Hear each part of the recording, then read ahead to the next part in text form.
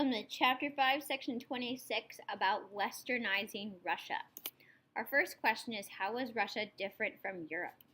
So in some ways, Russia had not followed the path of European history. It had converted to Orthodoxy and fell under the influence of Constantinople, not Rome.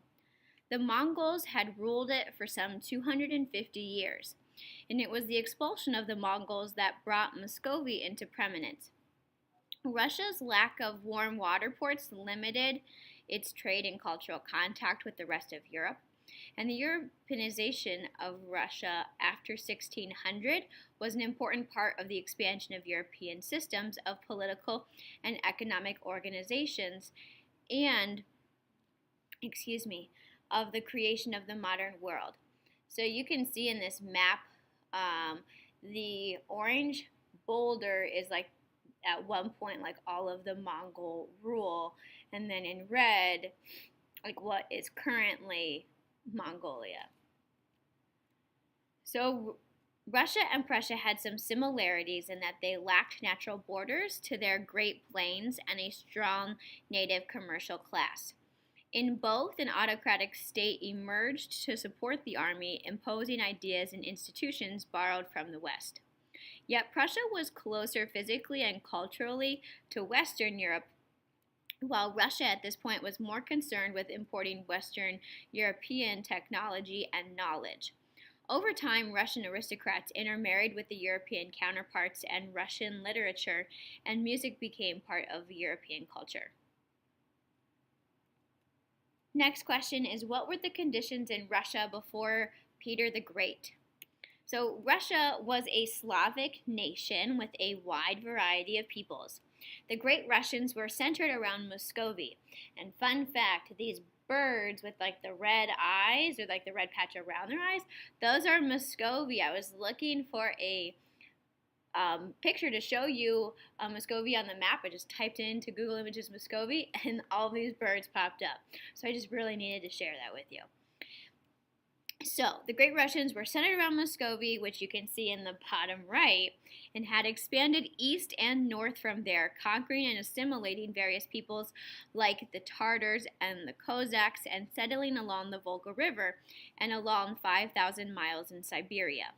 Markets were filled with goods and travelers from all parts of Asia, as well as some Europeans, particularly the English. Cultural traditions in Russia were distinct from Europe. Men wore beards and caftans. Women were secluded and often veiled. Vulgarity, drunkenness, and crime were rife. Science and mathematics were at a low state in Russia, and the church had not established educational or charitable institutions, nor had the Gregorian calendar been adopted. Politically, Russia had some institutions similar to the West, particularly a Duma or Council of Advisors to the Tsars, who strove to centralize power and neutralize the political prerogatives of nobles. An assembly of nobles elected Michael Romanov as Tsar in 1613. Serfdom and manorialism were the basis of the agricultural economy. The conditions of the serfs in Russia grew only worse to the point where they became regarded as chattel, no longer bound to the soil. In Russia, serfs could be sold without the land. The increasing oppression of the serfs in the 17th century led to a great peasant uprising, led by Stephen Razin. The rebellion was crushed and Razin executed, only increasing the chokehold on the peasants further. An independent Russian patriarchy was established in 1589, and a century later, a reform movement to correct misspellings in the Russian Bible alienated many old believers. And if you have a question about serfs, I included this comparison of serfs versus peasants so that you can differentiate between the two. Next question is, what changes did Peter the Great make in Russia? So, 1682, Peter became Tsar and ruled for 43 years. He had spent substantial time in Holland and England, particularly fascinated by their technology and institutions. He brought back thousands of experts to train Russians in the use of Western technology. The church was reluctant to modernize and oppose Peter the Great, who simply did not appoint a new patriarch after 1700, changing the governance of the church to a synod headed by a civilian called the procurator, who was appointed by the Tsar. The church, was therefore secularized. Alright, Peter's goals were primarily oriented towards the military, as he sought to protect Russia from Swedes, Turks, Tartars, and other threats, and to establish Russia's military prowess.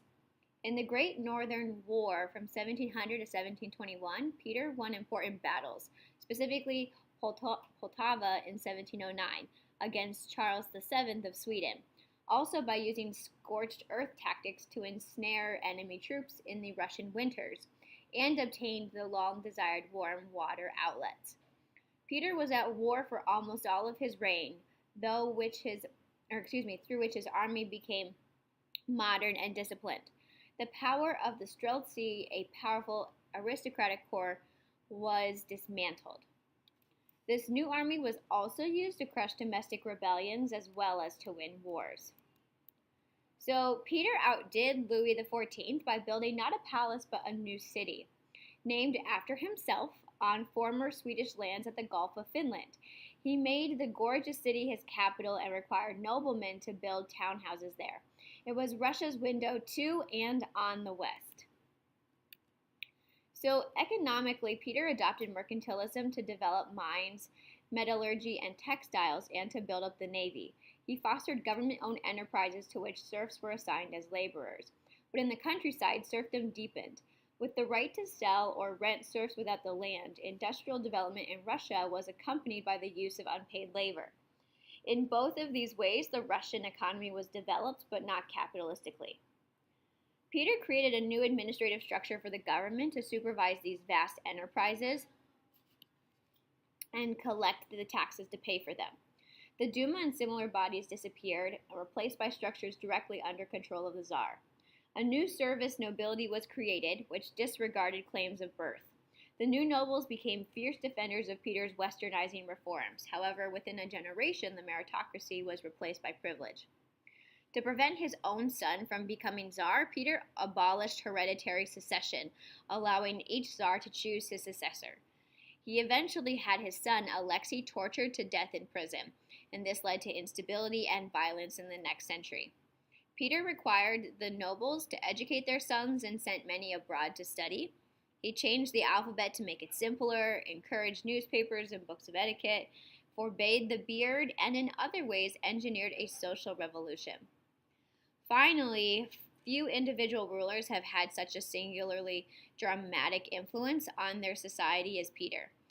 The methods of his changes also became enshrined in Russia: autocracy, bureaucracy, and brutal serfdom.